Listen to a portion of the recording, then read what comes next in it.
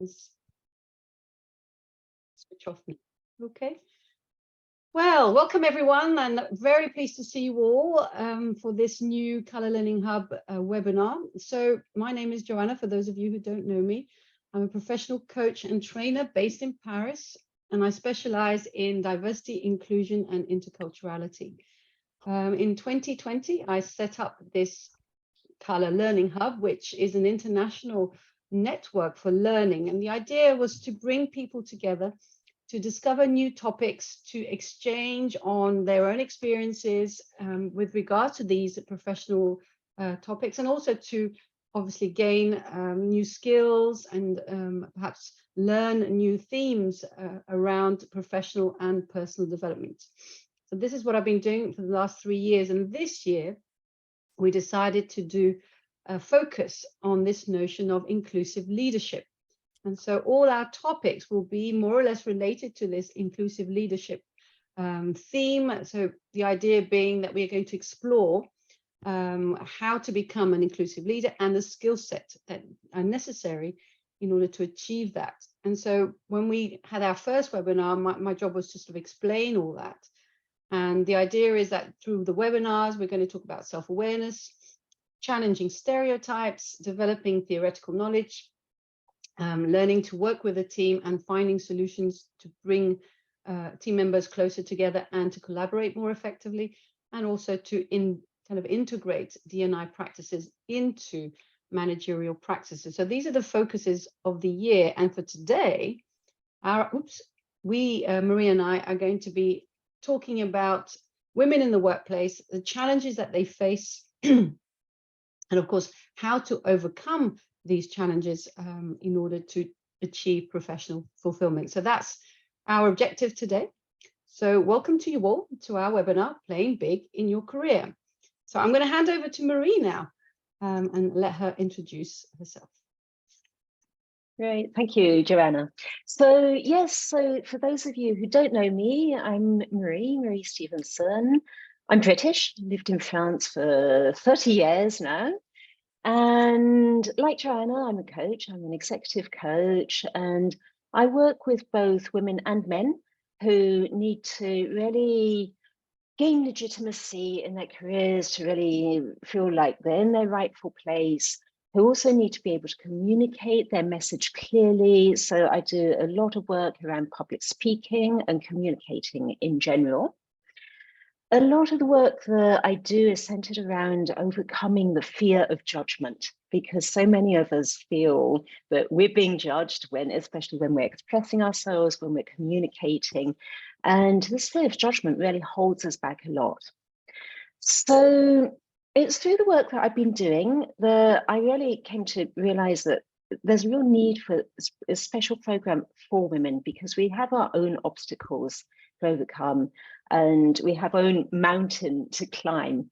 And so Joanna and Joanna's a great friend of mine, and Joanna and I got talking, and Joanna said exactly the same as me. Yeah, you know, there's a real need for a women's program.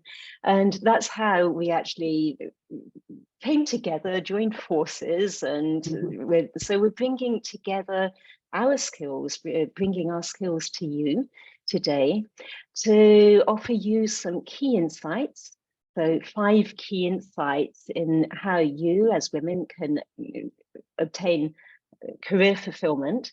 And also, I know that we have some male members, male participants today. So great, thanks very much. And this will also, I hope, be interesting for you if you have women in your teams, women in your workplace as well, who can really understand, actually, to understand maybe what's holding them back and how they can overcome these obstacles. So a lot of what we're facing is really limiting beliefs, the headwinds, the glass ceiling.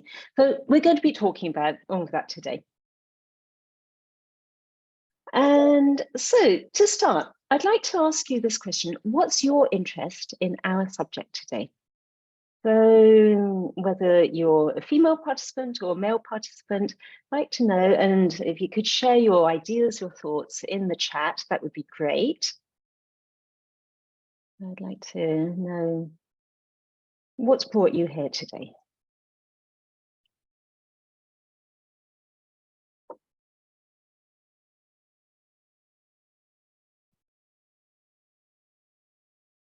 Yeah, it's a big question, isn't it?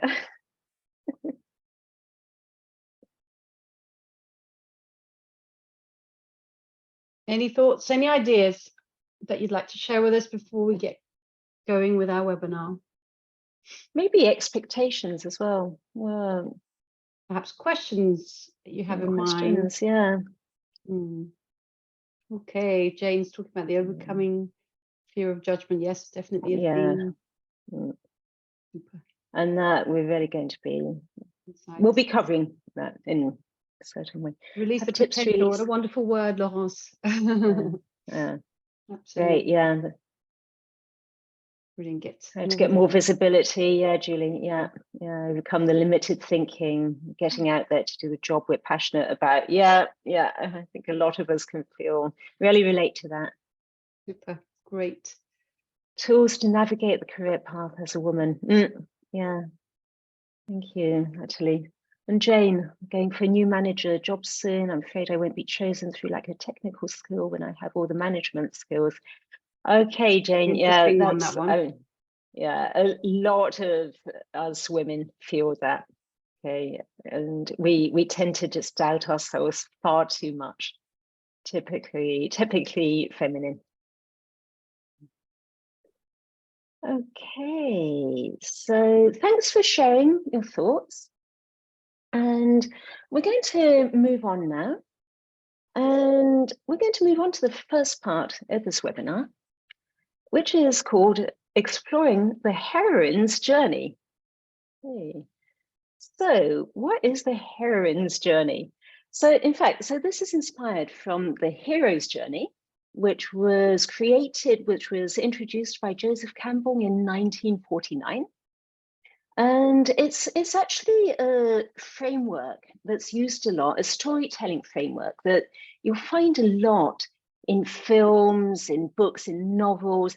A lot of presentations, a lot of the great presentations follow this framework. And if you look at a lot of the TED Talks, you'll see that a lot of them really follow this. So I thought that it would be good for us to look at this today, because we're going along a journey together during this webinar. And I'd like you to start to think about your own journey as a woman in your career. Okay, so if we look at the top of this image, we've got life as it is. So life as it is today. So this is really your career as it is today. Maybe everything's okay in your career, okay? Or maybe you really want a big career change. Maybe they're just little things that you want to change. Maybe they're things that you feel, oh yeah, I'm being held back a little bit here. And I know that, I know I can go a little bit further, okay? So whether it's a big change or just a little change, whether it's a total U-turn in your career or just, or maybe going for that promotion or just putting in place small changes, you've got this call to adventure, okay, along your journey. But whenever we have a call to adventure, it means that we're in our known world today, but we're going to go into an unknown world, okay? And that means crossing over a threshold. And it means taking that leap into the unknown. So the unknown can be really uncomfortable, can be scary at times. So you've got this call, but maybe, it's like, I don't quite know what to do. I don't know if I've got the courage to go for it. Okay. But you're going to go for it, okay? You've decided, yeah, it's time. So you're going to step onto the path, and along this path, yeah, you're going to have obstacles, you're going to have challenges, but at the same time, you're going to have your allies. And this is really important, that you really remember that you've got people you can really count on. It might be family members, it might be friends, it might be colleagues, maybe your boss is really encouraging you. Maybe even you decide, okay, it's time that I reach out to a coach so that I can be accompanied along this journey to really, be able to achieve my full potential. And so you've got all these people who are going to accompany you. And also don't forget that you've got your own experience. Okay, you've got your own experience, you've got your self-knowledge, you've got self-belief. Within yourselves, you've got self-belief. So these challenges, these obstacles, whether they're external challenges such as glass ceiling, or internal challenges such as your inner critical voice, okay, you're going to fight against them. Okay, and there's going to be a battle. There's going to be a battle against your inner dragon that's holding you back. But you're going to win this battle. Okay? And you're going to have the strength and courage to win. And then this transformation is going to take place. And this transformation is really going to be that you're then going to go to the place where you know that you really deserve to be, where you're really able to be in your career. Okay? And that's going to be your treasure. That's going to be your reward. So it's really, let's say it's being in your rightful, legitimate place in your career. And once you've reaped those rewards, then you leave this unknown world, and then you go back into a new known world, a new comfort zone, where you can just simply thrive, where you can shine, where you can be really re-energized by the recognition of your accomplishment and knowing that you've really achieved your full potential. So that's the heroine's journey. Okay? And that's a journey that we're going to take you along today, Joanna and I. So let's go and think about these challenges.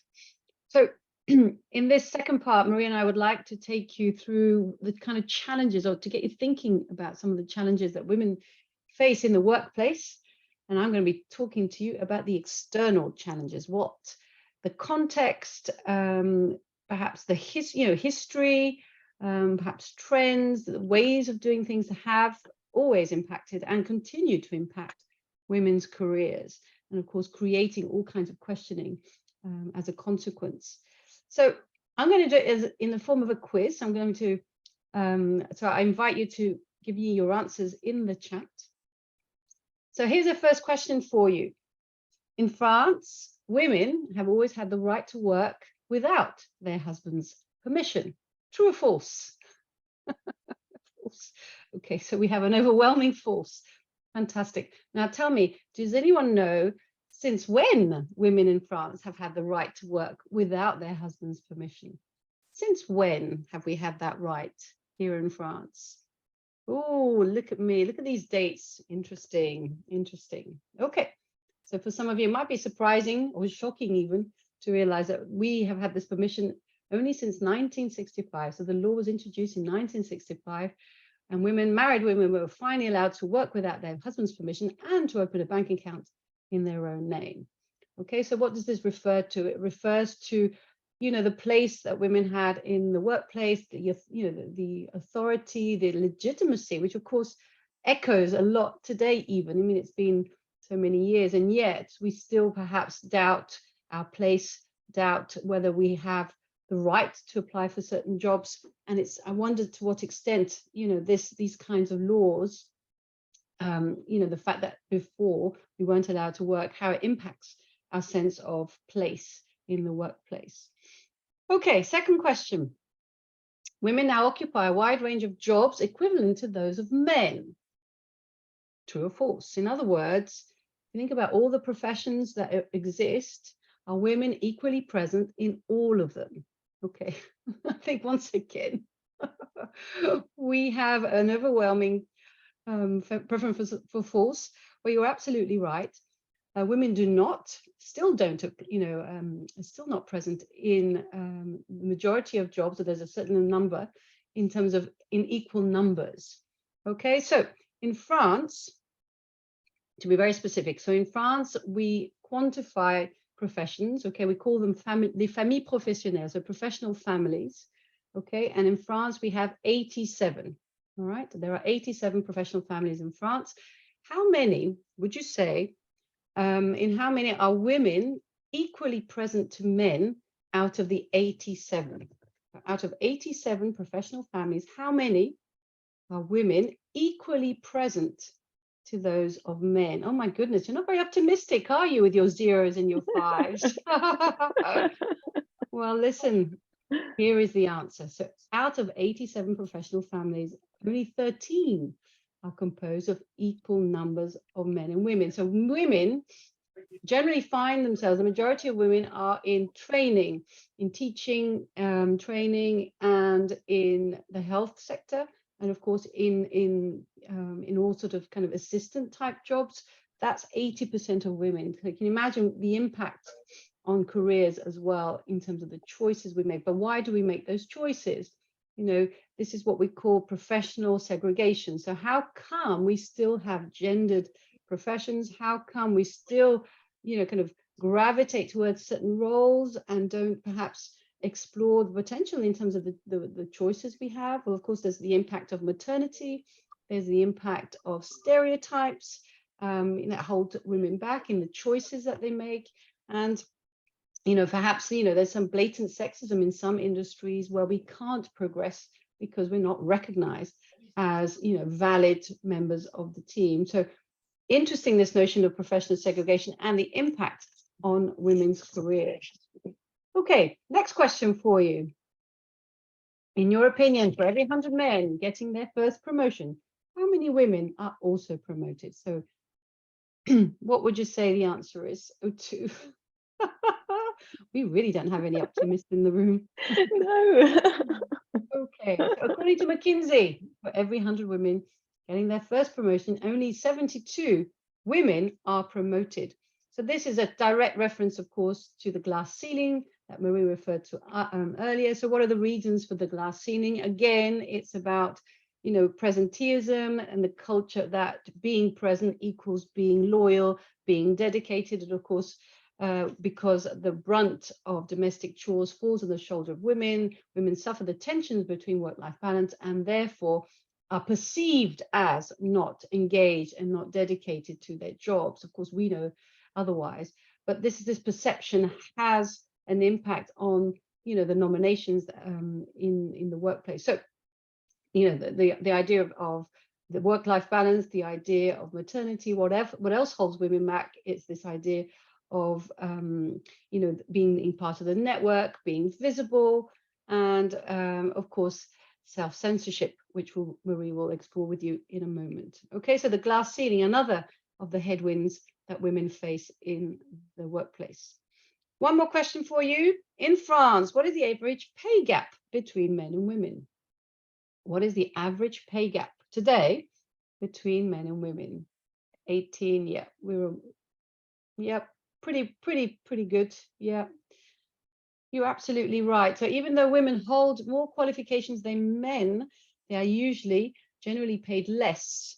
Okay, on average, 22% less. And if you compare, you know, the same time of work, sorry, the same amount of time worked, the pay gap is 16%. And again, many reasons, right?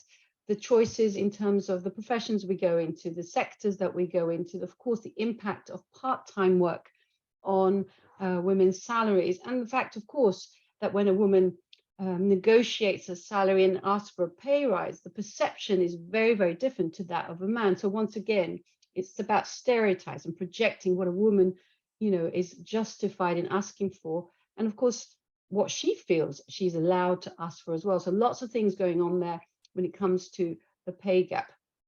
Another interesting point. Okay, and on average across the globe, men spend 2.25 hours per day in domestic work childcare. How much time do you think women spend per day? 5 hours. Okay, a lot more, we agree. Okay, so according to the research, it's double the time.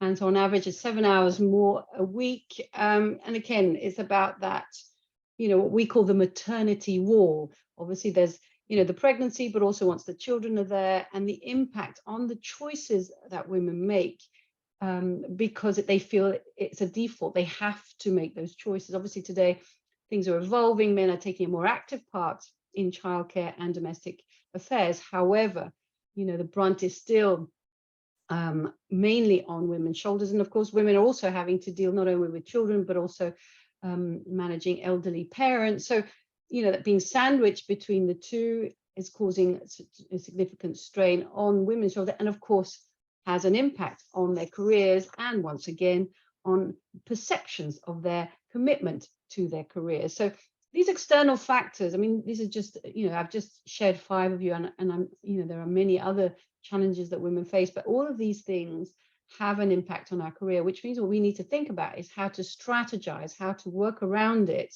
you know, and claim our place. But first, we need to handle our inner dragons. Okay, thanks. That was really great, Joanna. And yeah, so of course, there are all the external factors that we've just looked at, but it's not just the society, it's not just those external factors, it's also how we feel within ourselves. It's the way that we talk to ourselves, our inner dragons. So earlier in the heroine's journey, I talked about slaying that inner dragon. So, you know, what are the inner dragons? It's the injunctions, the drivers, our limiting beliefs, our inner critic.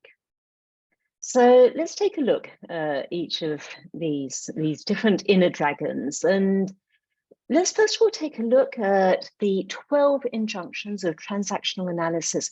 For those of you who don't know transactional analysis, it's a wonderful tool that I use a lot in my coaching practice. It's used in coaching, it's used in therapy, and it's really used to help us to understand how we behave and how we interact with other people and how we communicate with other people. Absolutely amazing tool. So, and transactional analysis was actually created by Eric Berne in the 1960s. So it's been around a while and it's evolved a lot as well since then. So if we take these 12 injunctions of transactional analysis, I've marked in red the ones that we're going to look at today, because these are particularly what can I say, limiting for us women. Okay, so, and the injunctions are really parental messages that we received as children, instructing us to what to not do. Okay, and it's really what I should do, what I shouldn't do. Okay, what must be done, what ought to be done. Okay, so we take the first one, don't exist. You might say, oh, hang on, what's that? So maybe as a child, you were told to not be so noisy. Oh, you're making too much noise. Or maybe it's don't take up too much space. You know, you're too present. Okay, so stay in a corner, be quiet. Okay, you were really made to stay in the shadows as a child, or you felt that you had to stay in the shadows, because sometimes it's just a feeling that we have ourselves as children. And so as a result, it means that today, maybe in your career and your professional life, you don't dare move into the limelight, okay? Because it's really, no, I mustn't be too visible. That leads us to the next injunction of don't be who you are. So maybe this was more like, well, you shouldn't have your own personality. That's maybe the message you received as a child. You should be more like your parents. Okay? Or maybe have a different personality, be a different gender. I mean, some parents didn't want to have a daughter. Okay, so maybe you felt, yeah, you know, I should have been a boy. So don't be who you are. It can be then difficult in the workplace to really just be your authentic self. Maybe you always feel like you should be someone different, and that will hold you back. The next injunction of don't think, the idea that you were discouraged from having a different opinion to your parents, to your siblings. Okay?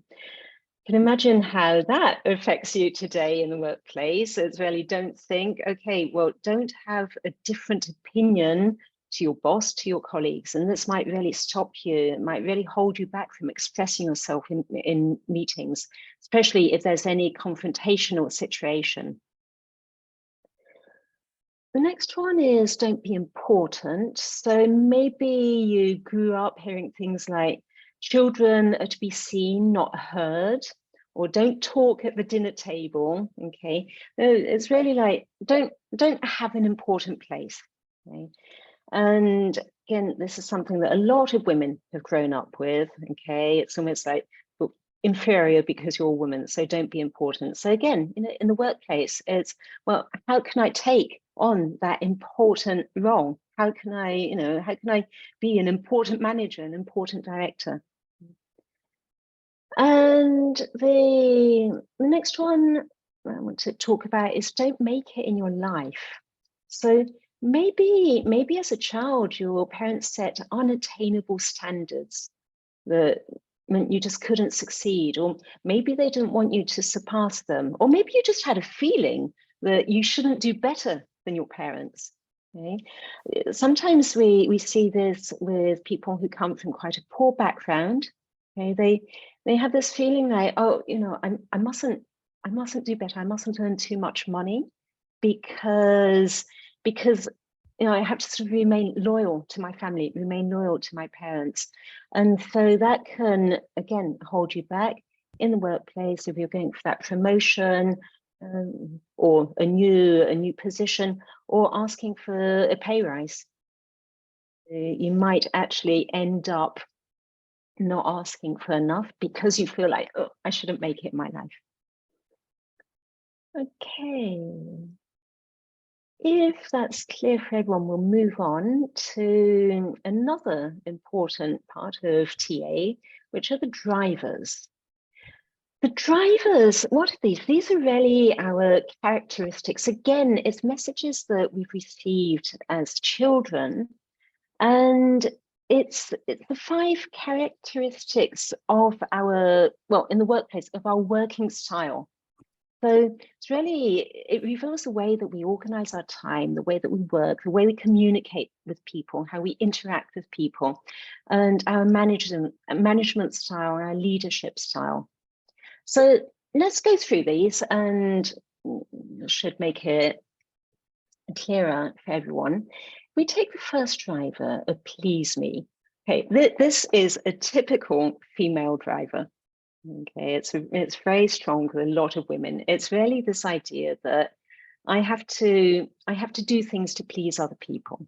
Okay, so maybe this means that you won't say things that are going to upset your colleagues or your boss. Okay, especially if it's things that they don't agree with. So it's really about being a people pleaser. And as I said, this is very, very strong because as young girls, it's really, okay, actually, the people pleasing syndrome. Exactly. It's exactly that. As little girls, it's really, oh, you must be nice, you must be sweet, and, don't do things that are going to upset others. I'm sure that quite a few of you can relate to this. And I'm saying all this for, as women, because this is directed towards women, but men feel it too, okay? All these drivers are not just for women, they're also for men.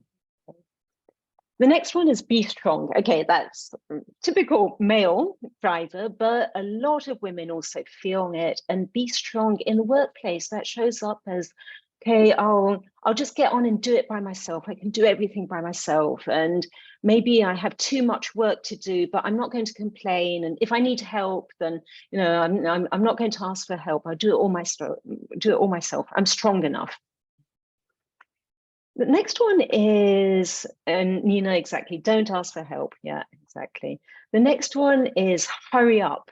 Okay, this one can be a bit surprising, but we see this with people who are always trying to do things quickly, always in a rush. And the problem with that is, for ourselves, if this is a strong driver, we tend to put too much pressure on ourselves, we stress ourselves out. But in a managerial role, it can mean that you're really trying to make the people in your team work too fast. Get that done quickly, and then get on with that. So it really does actually. I mean, we stress ourselves out, but we stress others out as well when we have this strong driver of hurry up. The next one is try hard. So this is really, whatever I do, I'm going to always try hard, and maybe I'll put in unpaid overtime. Okay, we see this a lot with women who are like, yeah, I need to prove that, yeah, I can do the job, so I'm going to try really hard, and I'm not going to complain because I'm a people pleaser. Okay, so I'm just going to try really hard. And it's almost as if if you do something that comes easily, it's almost like, oh, it's not good enough almost. And then, yeah, Jane, perfectionism with be perfect. And again, I find this is a typically feminine driver. And it's always, whatever I do has to be perfect. So we hold ourselves back so much with this. Okay, I'll take the example of giving a presentation. If you have a presentation to do, and you've got this be perfect driver, you're going to spend hours and hours preparing it, and probably stressing yourself out too much, and probably not even giving the best of yourself as a result because you're too stressed out. Or maybe even because you're worried that you're not going to be perfect enough, you won't take these opportunities to speak in public, to give presentations, to speak up in meetings, because you're afraid that you're not perfect enough. And so you're not going to be visible enough. Okay, yeah, so the positive and healthy driver, we're going to actually come to that in the next section. So what we can do about all of this, okay? For the moment, we're really talking about the obstacles, our inner obstacles that are holding us back, which leads us then to our limiting beliefs. Limiting beliefs, these things that we say to ourselves that actually stop us from moving forward. So here I've just listed some. I'm going to ask you afterwards to actually think of your own, but one would be, if I speak too assertively, I'll be rejected. So again, typical female limiting belief, okay? Mustn't be assertive because, oh, if I'm too assertive, then I'm not going to be feminine enough, I'm not going to be nice enough, okay? And people are not going to like me, which leads to I have to earn other people's approval to feel good about myself. I need to please others so I won't be rejected. Again, people pleaser. I shouldn't put my needs before others. If I pursue my career, my personal relationships will suffer. We see this quite a lot, and that leads to actually I shouldn't have the highest salary or earn more than my partner. And sometimes women won't actually ask for that high salary because they're afraid that their husband or their partner will some way feel less masculine because his wife is earning more than him. Not educated, smart enough, or pretty enough. Okay, we put so much pressure on ourselves as women. I have to be this, I have to be that. I don't deserve success. I don't deserve money. I don't deserve fame. These are some of the limiting beliefs that I thought of. I'd love it if you would share in the chat some of your ideas of what limiting beliefs maybe you have or that you know of, or again, for the male participants, think about, again, your own limiting beliefs that women have. I'd love you to share some of those ideas in the chat.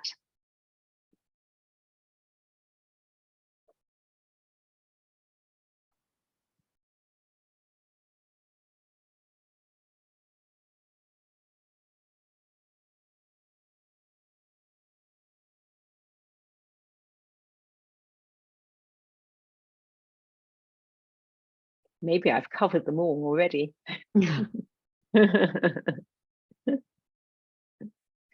Let's think about maybe, in the workplace, what holds you back? Okay, yeah, not educated, pretty smart enough. That's so female. We're just never enough, are we? It's lack of self-confidence, won't be able to take a bigger workload. Yeah, because maybe there's already so much to do at home.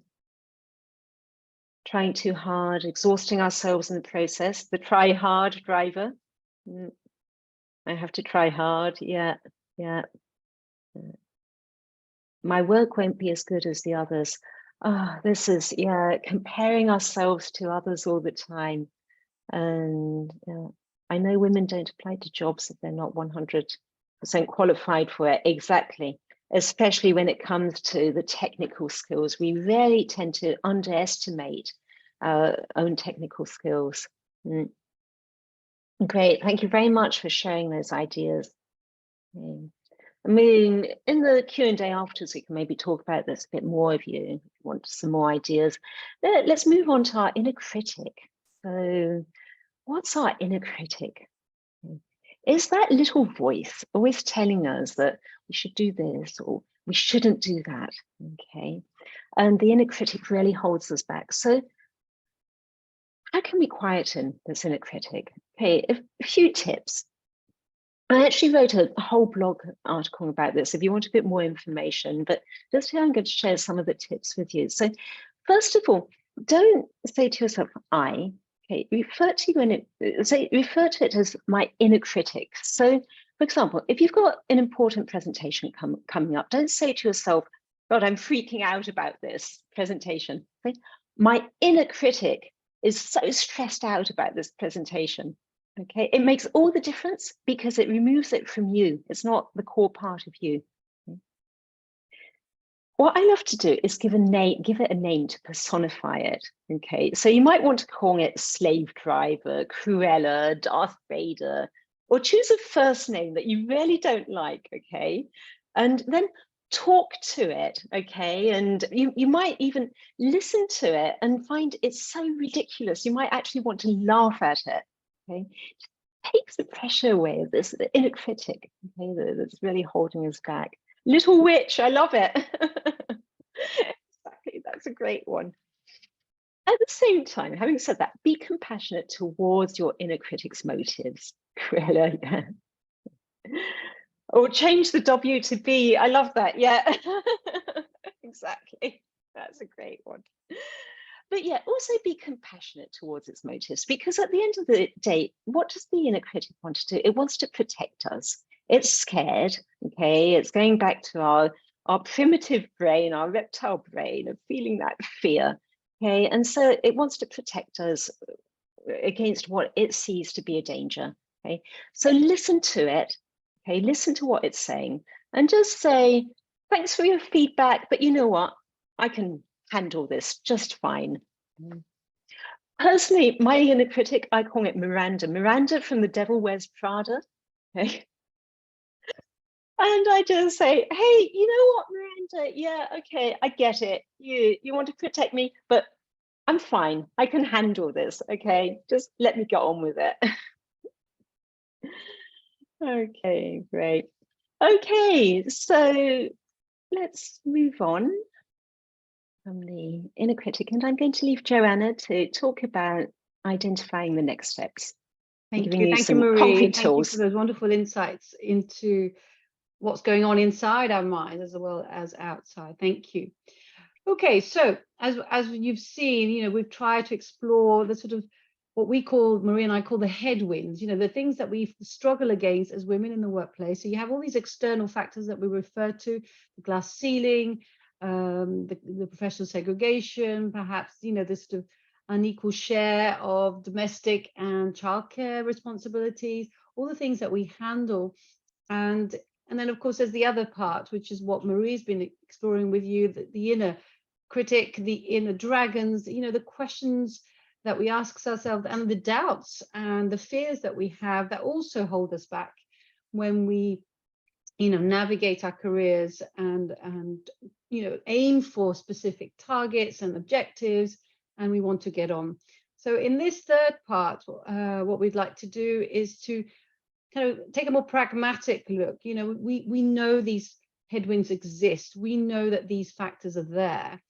So how do we go about it? How do we go about overcoming them? And how do we go about kind of moving on anyway? Okay, that's the sort of the thoughts that we'd like to share with you now. So, and this is when self-questioning comes into mind. And this is typically what we do in a career audit. And, according to experts, we should be doing a career audit every 6 months. I'll let you comment that. But the idea is that on a regular basis, sort of take a step back and saying, hang on a minute, am I where I want to be in terms of my career? Am I doing work that is fulfilling me, that I'm enjoying? And, where am I going with this? So here are some questions that we'd like to share with you to sort of get that questioning going. So the first one, if you go back to the heroine's journey, is that kind of assessment, to that sort of that first step, where am I today and how's it going? Am I fulfilled in my current role? And then project yourself into the future and say, well, where is it that I want to be in 3, 5, 10 years' time, bearing in mind our other priorities and the other things that we want to achieve with our lives. So in terms of the career, where am I going? And then sort of consider what you've already achieved, and and specifically in terms of your skills, your knowledge, your accomplishments. What have you done so far? What have you already got in that kind of backpack of skills and achievements? And then think at where it is you want to go, and then think how much have I already got in stock, as it were, and what is it that I need to develop in terms of skills, knowledge, in order to achieve. Remember that inner critic that says, I can't, I'm not good enough, etc. Well, again, as Marie said, push it aside and try and look at it objectively and said, hang on, okay, I don't know how to do this particular action, or I don't have this particular skill, but look at all the skills I've already learned. So what, why not try this one out? And what's stopping me from believing that I can also learn a new skill? So it's taking stock and kind of and celebrating the path walked on so far, and kind of projecting yourself into a future that you have in your hands. The fourth question, is this thing about planting seeds. When we think about the future, it's about thinking in terms of steps to get to a particular goal, and the kinds of actions, learnings, perhaps contacts that we need to develop along the way. So, for example, if you want to, aim for a managerial role, or, to head up a company or a business unit, in order to achieve that goal, what are the steps that I need to take to achieve that? It's not going to happen overnight, okay? So, and that's fine. But what do I need to do? If you want to go and do an assignment abroad, if you want to be an expatriate for a year or so, what do I need to do in order to achieve that? What skills do I need to learn? Who do I need to be speaking to? It's about building up towards that. Which leads me to the last part, which I think is a very important part. It goes back to the heroine's journey and this notion of allies. What relationships do I need to build? Who can help me to get to where I want to be? And in terms of relationships, these are the people who are going to support you. So your support system. Perhaps you have a mentor, perhaps you have a sponsor, someone that will help open doors for you.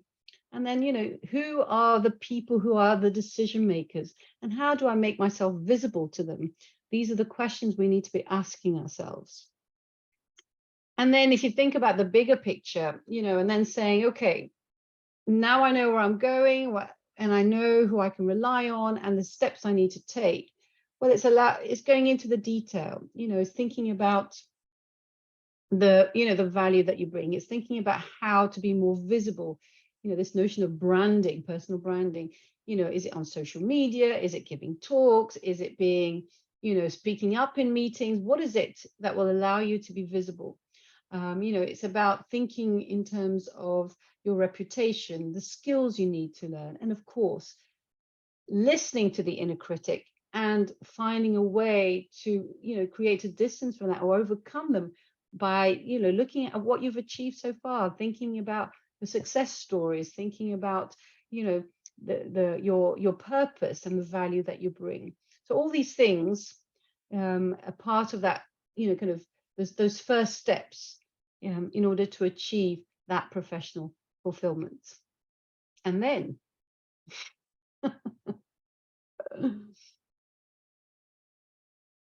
Marie, you're on mute, my dear. Sorry, there we are. It might help if I unmute myself. So that leads us to you visualizing your career fulfillment. This is an exercise that I love to do actually in my coaching sessions. I'm a hypnotherapist as well as being a coach, and I love to use positive visualizations. So we've talked a lot today about encourage you to think about your career, where you want to go, what changes you want to put in place.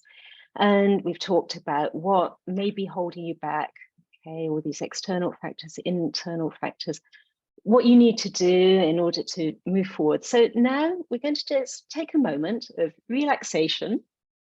I'm just going to guide you so that you can just visualize where you want to be, and visualize yourself in that situation. So I'd like everyone to just sit comfortably for a moment. If you can, place your feet on the floor.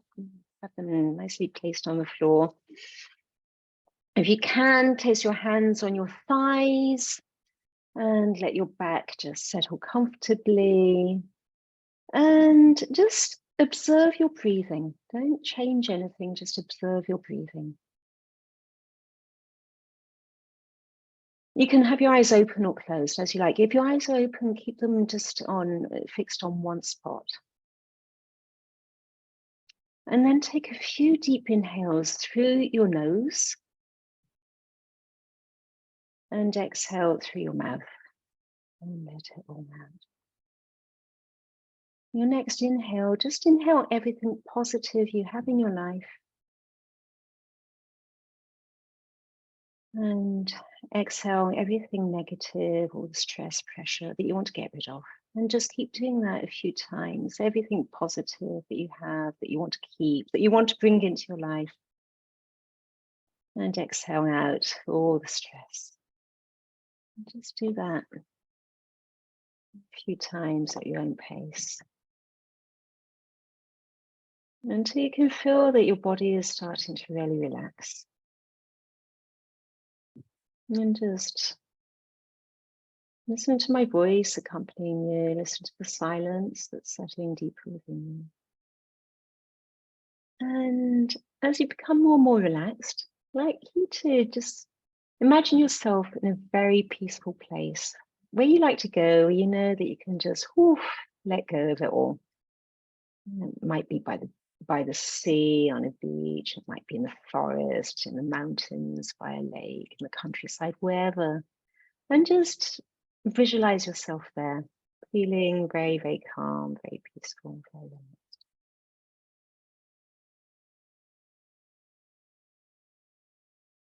And just wherever you are now in this place, I'd like you to visualize a screen in front of you. It might be a screen, or it might be a theatre, the stage of a theatre. And just on this screen or this theatre stage, you can see yourself in however many years you want it to be, 1 year, 3 years, 5 years, where you've really reached that career fulfillment. And visualize what position you're in, visualize what you look like, how you sound as you're talking, that confidence within you. Notice maybe the people around you. And become that person. You've gone along your heroine's journey or your hero's journey, and you are that person.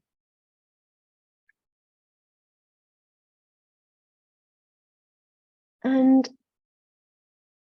just take a moment now to say to yourself, yes, this is me. This is my true, authentic self. And yes, I can achieve this, and I'm going to achieve this. And really feel that inside yourselves. And let that promise to yourself fill every single cell of your body.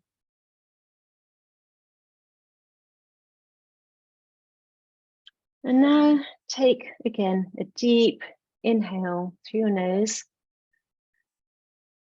Exhale through your mouth.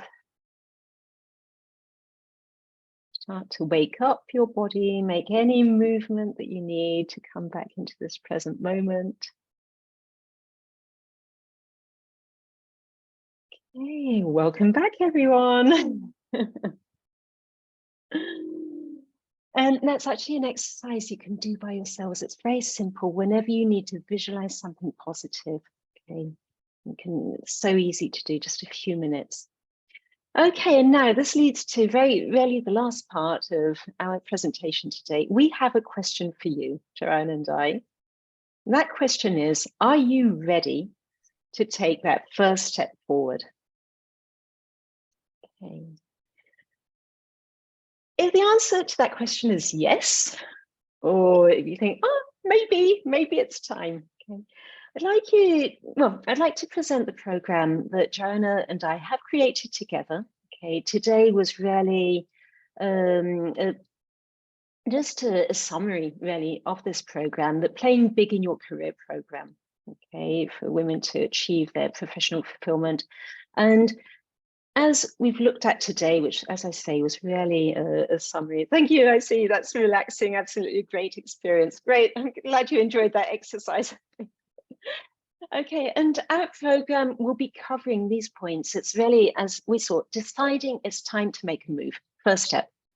Okay. When you've done that, it's important to understand the headwinds, what we talked about.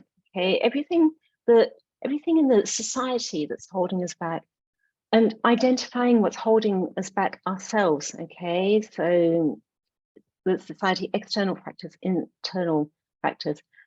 Once we've done that, then it's time to start taking those first steps towards success. So really putting in place, as Joanna said, things like reaching out to mentors, maybe networking, and just opening up to new possibilities, and then moving forward. And it's all about embodying the ambition that you have.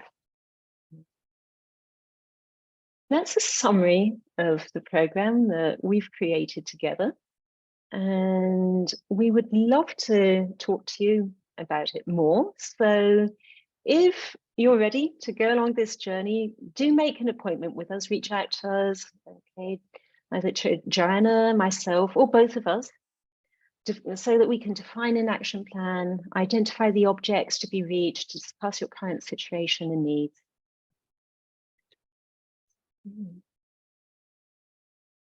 Thank you, Marie. Do you have any questions, anything that you'd like to share with us with regards to all the things that we've talked about in our webinar today? Is there anyone have a question or a comment, or perhaps something to share? And please take the mic this time. Don't speak up. That's absolutely fine. Yeah, exactly. Yeah.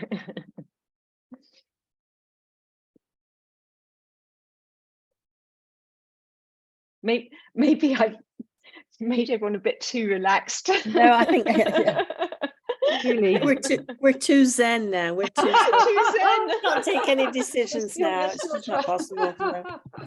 No, that was lovely. I always do that. Yeah, that was absolutely wonderful. And it's very powerful to dig deep like that and come up with the blockages that we put on ourselves.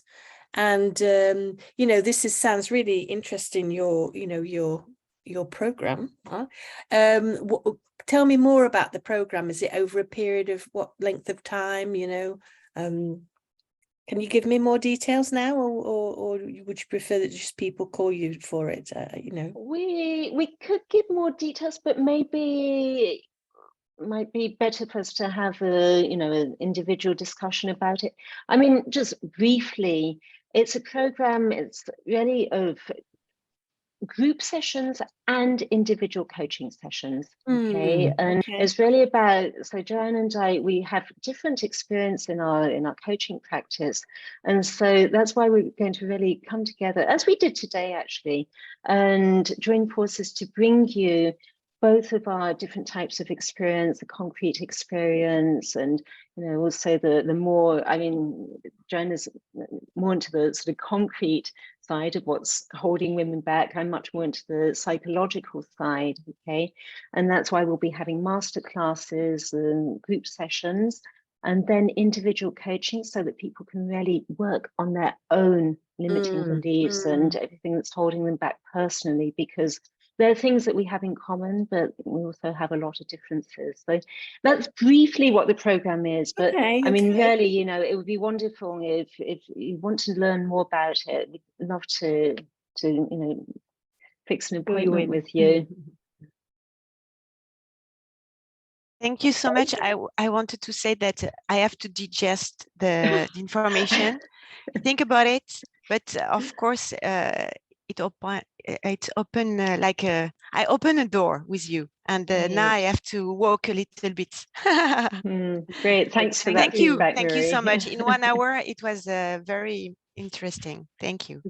Super. Thank you.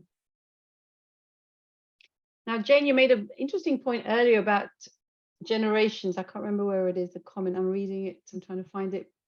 But, you know, about the injunctions, and I think you were referring to the injunctions and saying, have things changed? So I'm going to throw that out to the rest of you. You know, when we talk about these injunctions and the way we were brought up, obviously these were set by Byrne in the 50s. To what extent are some of these injunctions still true today, would you say, and how many are not, you know, or sort of perhaps there are new ones that we need to contend with the new generations? For those of you who support, you know, sort of the younger generations in the workplace, what kind of questionings do they have that you'd like to share?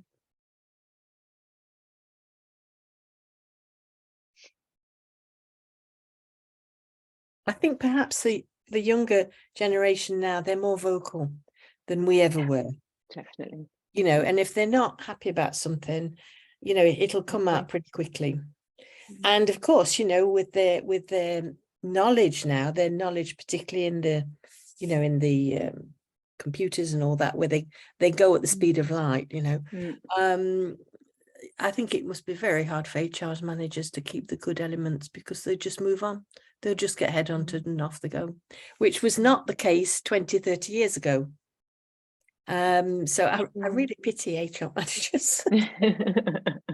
I think it's a very challenging job. For sure.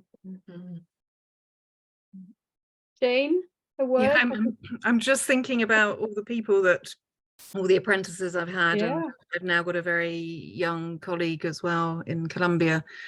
And I'm thinking there's something around the social media aspect and comparison with peers, exact peers, and then maybe people slightly older and thinking they need to go faster. So maybe that's a different kind of pressure. Yeah, sure. Yeah. A lot of comparison today, it's true, and social media just really aggravates that. Thank you. Any questions or any comments before we leave it? I know it's 2:01, so I know a lot of you are going to have to move on to the rest of the day. So anyway, just wanted to say a big thank you to Marie, to Laure for today.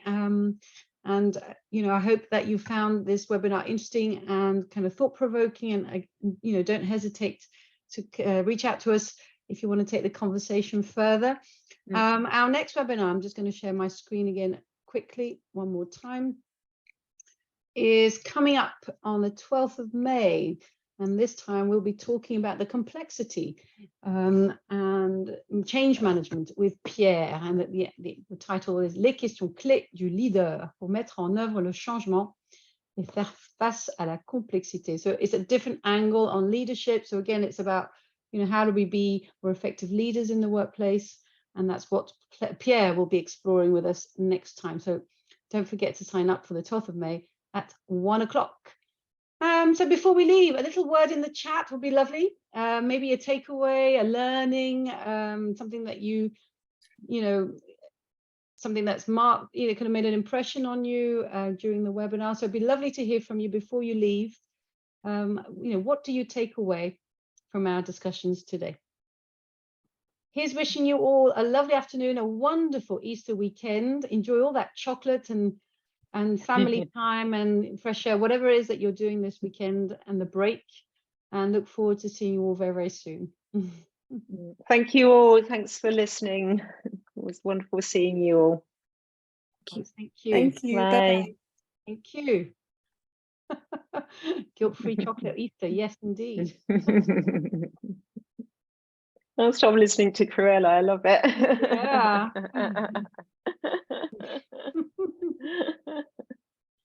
Very good one. The webinar was better than chocolate. Great.